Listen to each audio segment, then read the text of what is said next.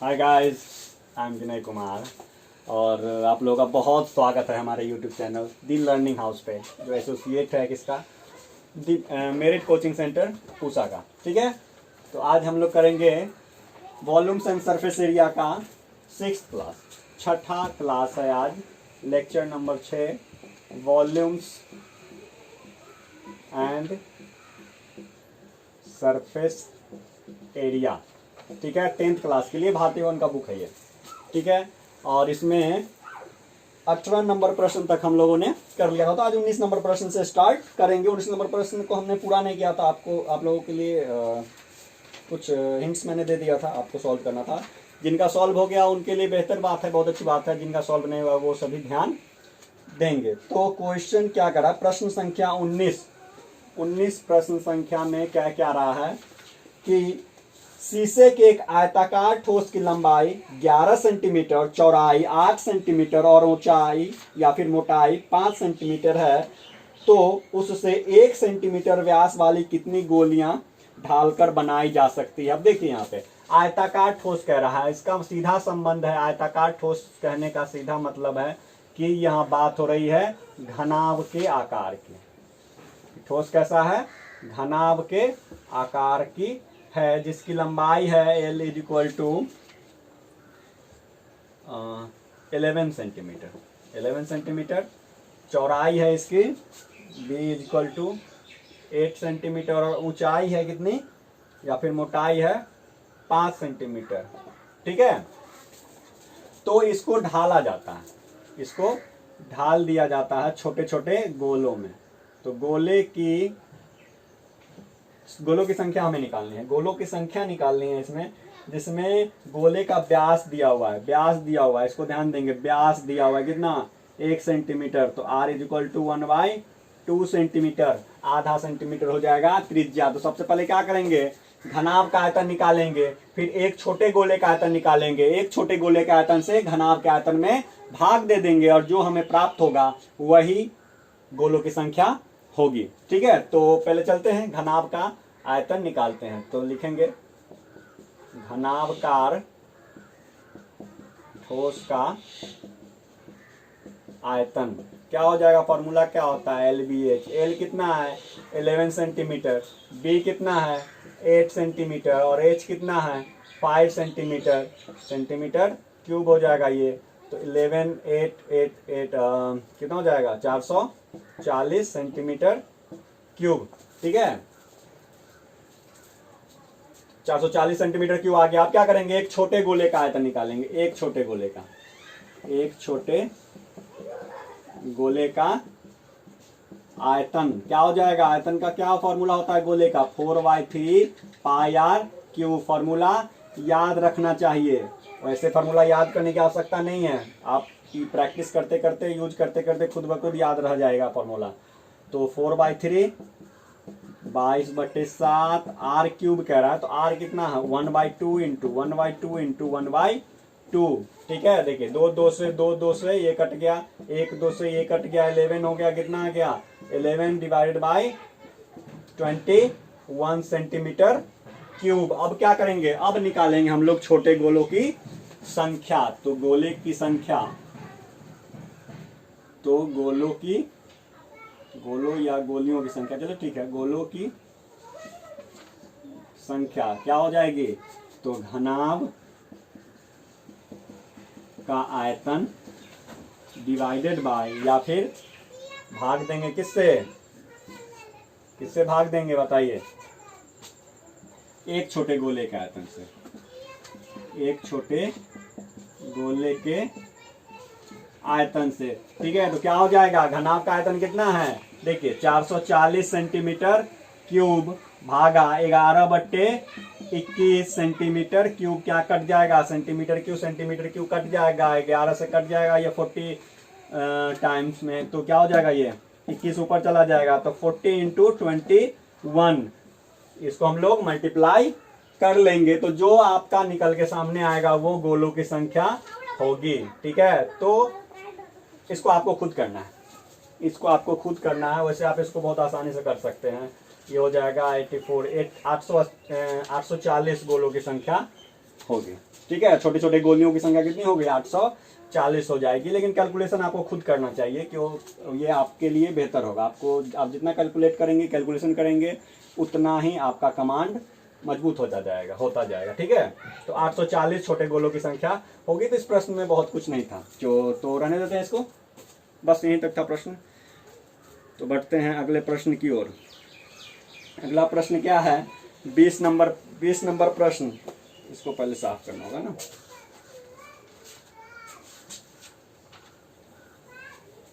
साफ करते हैं। 20 नंबर प्रश्न क्या कह रहा है कि एक शंकु 24 सेंटीमीटर ऊंचा है तथा उसके आधार की त्रिज्या 6 सेंटीमीटर है। एक शंकु है जो कि 24 सेंटीमीटर ऊंचा है और उसके आधार की त्रिज्या 6 सेंटीमीटर है। इसे पिघलाकर एक गोले के रूप में ढाला गया, तो गोले की त्रिज्या निकालनी है। देखिए यहाँ पे फिर से वही बात आ गई। पहले प्रश्न से लेकर अब तक एक ही बात मैं बार बार दोहराता आ रहा हूं कि जब भी पिघलाने वाली बात होगी, रूपांतरित करने वाली बात होगी, ढालने वाली बात होगी, तो हमेशा बात किसकी होती है? वॉल्यूम की या फिर आयतन की बात होती है। आयतन नहीं बदलता है पिघलाने से या फिर ढालने से। तो क्या कर रहा है कि एक शंकु है जिसकी ऊंचाई है 24 सेंटीमीटर। सबसे पहले क्या करेंगे? एक शंकु बना लेते हैं। मेंसुरेशन में या फिर क्षेत्रमिति में फिगर बनाना सबसे ज्यादा महत्वपूर्ण होता है। सबसे पहले फिगर बनाते हैं। तो 24 सेंटीमीटर ऊंचाई शंकु की दी हुई है। ठीक है, अब क्या कर रहा है? आधार की त्रिज्या भी दिया हुआ है, कितना? 6 सेंटीमीटर। इसे पिघलाकर एक गोले के रूप में ढाला जाता है। इसको पिघला के क्या बना दिया जाता है? एक गोला बना दिया जाता है इस तरह का।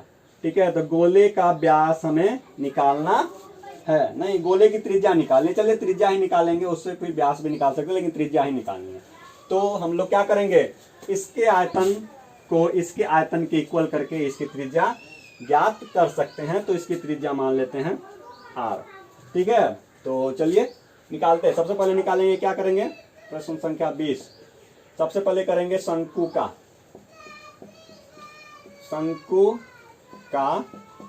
आयतन। शंकु का आयतन क्या होता है? 1/3 पार्ट होता है पाई आर स्क्वायर एच, यानी कि सिलेंडर का 1/3 होता है। तो 1/3 पाई आर स्क्वायर एच हो गया। तो 1/3 पाई को रहने देंगे, पाई के साथ छेड़छाड़ नहीं करेंगे क्योंकि इसमें ही पाई आएगा। तो आर स्क्वायर, आर कितना है? 6 × 6, एच कितना है? 24 है। कट कर देते हैं। ठीक है, कट कर सकते हैं या फिर नहीं करो आप, इसको रहने दो, इतना ही रहने दो। ठीक है, इसको रहने देते हैं। 3 और 6 सेंटीमीटर क्यूब। ठीक है, अब क्या करेंगे? अब चलते हैं कहाँ? गोले का आयतन। गोले का आयतन क्या हो जाएगा? क्या फॉर्मूला होता है? 4/3 पाई आर क्यूब। तो 4/3 पाई आर क्यूब, हमें आर क्यूब यहाँ पे निकालना है। तो प्रश्न से क्या करेंगे? प्रश्न से हम लोग लिख सकते हैं कि गोले का आयतन बराबर शंकु का आयतन। ठीक है, यहां तक समझ गए? इसी कॉन्सेप्ट का यूज करके हम लोग यहाँ पे गोले की त्रिज्या निकालेंगे। तो क्या हो जाएगा? गोले का आयतन क्या है? 4/3 पाई आर क्यूब। ये किसके बराबर होगा? पाई/3 × 6 × 6 × 24 सेंटीमीटर क्यूब। ठीक है, इसके बराबर होगा। तो आर क्यूब को रहने देते हैं, बाकी सबको उस तरफ लेकर के हम लोग जाएंगे। तो R cube is equal to क्या हो जाएगा? पाई/3 × 6 × 6 × 24 है। ठीक है, देखिए ऊपर से नीचे क्या आ रहा है? यहाँ पे 4 आ रहा है और पाई आ रहा है, और 3 कहाँ जा रहा है? ये ऊपर चला जाएगा। तो 3 से 3 कट गया, पाई से पाई कट गया, 4 से 6 कट जाएगा। तो कितना आ गया? 6 × 6 × 6। Then R is equal to क्या हो जाएगा? घनमूल किसका? 6 × 6 × 6 का। तो कितना आ गया? 666 है। पेयर 3 में से 1 लगेगा, कितना आ गया? 3 सेंटीमीटर। ये आपका आंसर आ गया। त्रिज्या आ गई कितनी? 6 सेंटीमीटर। ठीक है, तो 6 सेंटीमीटर त्रिज्या और 24 सेंटीमीटर ऊंचाई वाले शंकु को पिघलाकर एक गोला बनाया जाए तो उसकी भी त्रिज्या कितनी होगी? 6 सेंटीमीटर होगी। ठीक है, समझ गए? यहाँ पे प्रश्न समझ गए? प्रश्न में क्या किया गया? कॉन्सेप्ट को समझ गए? जो 1 नंबर प्रश्न से ही होता आ रहा है कि जब पिघलाया जा रहा है, रूपांतरित किया जा रहा है या फिर ढाला जा रहा है, तो वॉल्यूम जो होगा वो हमेशा बराबर होगा, तो शंकु का आयतन और गोले का आयतन बराबर होगा, और इसी का फायदा उठा करके हम लोग यहाँ पे गोले की त्रिज्या निकाल लिए हैं। ठीक है, तो हो गया ये प्रश्न, आसान था, सबको समझ में आ ही गया होगा। नहीं आया होगा तो मुझे मैसेज कर सकता है, फोन नहीं करना है, फोन नहीं करना है, मैसेज करना है, ठीक है, कमेंट भी कर सकता है। चलिए अब हम लोग चलते हैं 21 नंबर प्रश्न की ओर। 21 नंबर प्रश्न, प्रश्न संख्या 21। देखिए मैथ में लॉजिक समझना बहुत जरूरी है। लॉजिक समझ गए, कॉन्सेप्ट समझ गए, किसी तरह का प्रश्न आएगा आप उसको सॉल्व कर देंगे, इसलिए रटने की आवश्यकता नहीं है, लॉजिक को समझना है। तो 21 नंबर प्रश्न को देखिए, इसमें लॉजिक का यूज होगा, इसमें आपके कॉन्सेप्ट का यूज होगा। आप कितने कॉन्सेप्चुअली क्लियर हैं, ठीक है, आपके कॉन्सेप्ट कितने क्लियर हैं इसमें पता चल जाएगा। शीशे के किसी गोले को पिघलाकर उसकी छोटी छोटी गोलियां बनाई गई है जिनकी त्रिज्या गोले की त्रिज्या की आधी है। तो शीशे का एक गोला था इस तरह का, इसको पिघला करके क्या बना दिया गया, छोटे छोटे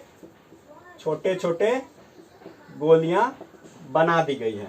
ठीक है, इस तरह से छोटी छोटी गोलियां बना दी गई। तो छोटे गोलियों की संख्या हमें बतानी है तथा सभी छोटी गोलियों के संपूर्ण पृष्ठ का गोले के संपूर्ण पृष्ठ क्षेत्रफल से अनुपात भी मालूम करना है। तो दो प्रश्न है, सबसे पहले क्या करेंगे, गोलों की छोटे गोलियों की संख्या हमें निकालनी है। तो अगर मान लो कि इस बड़े गोले की त्रिज्या r है, तो प्रश्न में क्या कह रहा है कि जो छोटे गोलियां बन रही हैं उनकी त्रिज्या एग्जैक्टली इनके त्रिज्या की, किसके, बड़े गोले की त्रिज्या की आधी होगी। देखिए ठीक है, तो हमें क्या निकालना है, गोलियों की संख्या। तो सबसे पहले क्या करेंगे, बड़े गोले का आयतन क्या हो जाएगा, 4/3 पाई r क्यूब। ठीक है, यहां पे हम ये लिख सकते हैं, माना कि त्रिज्या किसका, बड़े गोले का, माना कि बड़े गोले की त्रिज्या बराबर r। ठीक है, ये वैसे मैंने इस पे डिनोट कर दिया, लेकिन लिख लो बेहतर होगा। ठीक है, देखिए तो बड़े गोले का आयतन क्या आ गया हमारा, 4/3 पाई r क्यूब। अब कहां चलेंगे, अब हम लोग एक छोटे गोली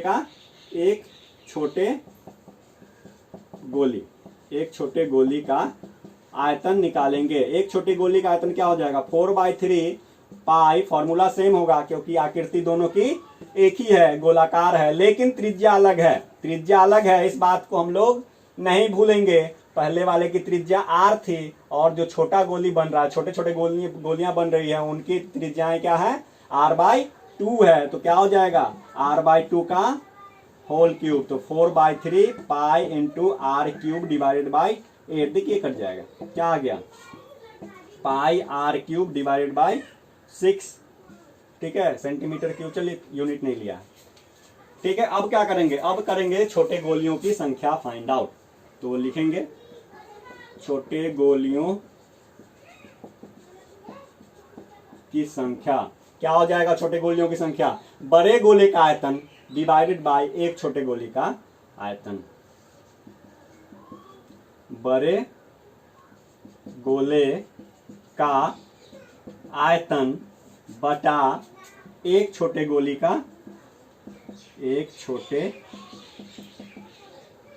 गोली का आयतन क्या हो जाएगा, बड़े गोले का आयतन कितना है, 4/3 पाई r क्यूब डिवाइडेड बाय क्या आ जाएगा, यहाँ पे देखो छोटे गोले का क्या आया था, पाई r क्यूब डिवाइडेड बाय 6। देखो क्या क्या कट जाएगा, r क्यूब कट गया, पाई कट गया। देखो अब 6 ऊपर चला जाएगा और 3 नीचे आ जाएगा, यानी ये 2 से कट जाएगा, 2 ऊपर चला जाएगा। तो कितनी हो गई, 4 into 2 is equal to 8।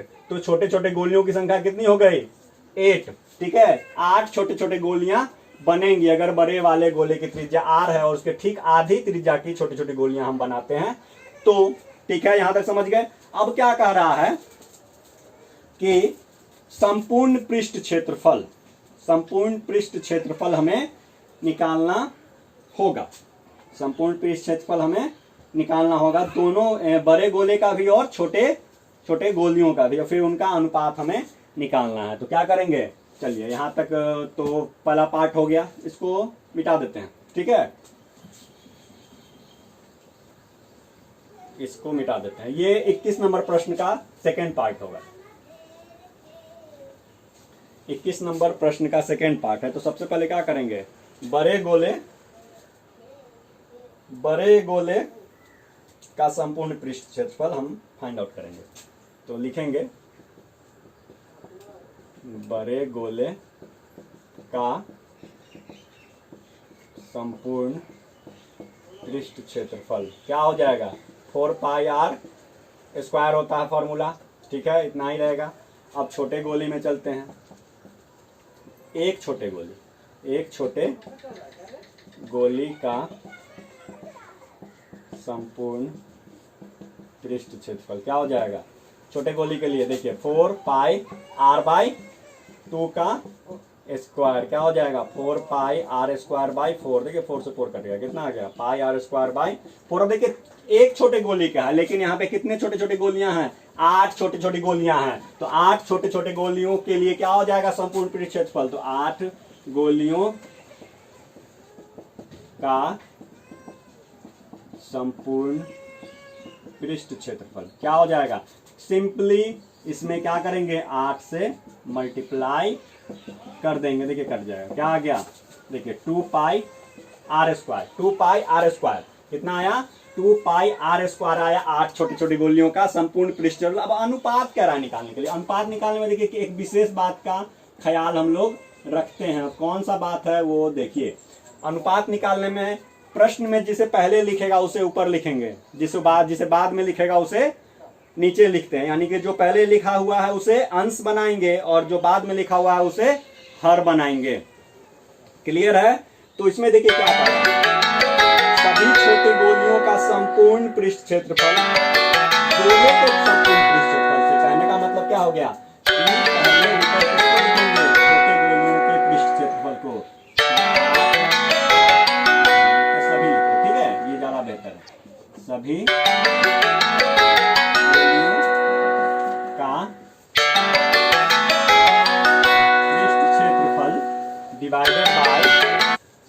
Divided by क्या हो जाएगा, बताइए क्या हो जाएगा, बड़े गोले का संपूर्ण पृष्ठ क्षेत्रफल, बड़े गोले का संपूर्ण पृष्ठ क्षेत्रफल। अब देखिए यहाँ पे बच्चे यहाँ पे मिस्टेक करते हैं, कभी कभी ये सोचते हैं बड़े वाले को पहले ऊपर लिख देते हैं, अपने मन से अपना मन से नहीं, अपने मन से कुछ नहीं लिखना है, इस क्वेश्चन में सब कुछ लिखा होता है।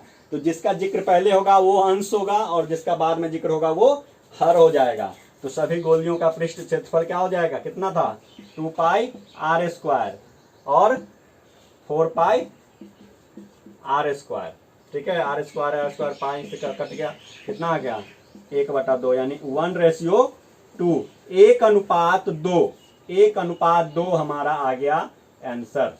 ठीक है, क्लियर है, बिल्कुल क्लियर होना चाहिए, कॉन्सेप्ट क्लियर होना चाहिए, लॉजिक समझिए, मैथ एकदम आपके मुट्ठी में होगा, चुटकी में होगा। ठीक है, तो आई थिंक समझ में आ गया होगा। 21 नंबर प्रश्न का ये सेकेंड पार्ट था, फर्स्ट पार्ट जो मैंने रब कर दिया था, आप उसे वीडियो बैक करके नोट कर सकते हैं और समझ गए होंगे। तो घर पे खुद से प्रैक्टिस करना है, मैंने सॉल्व कर दिया है, आप उतार लोगे तो काम नहीं चलेगा, आपको खुद बनाना है। समझ गए हैं तो आपको खुद से सॉल्व करना है। ठीक है, तो आज के लिए संभवतः इतना रहने देते हैं। ठीक है, चलिए बाय।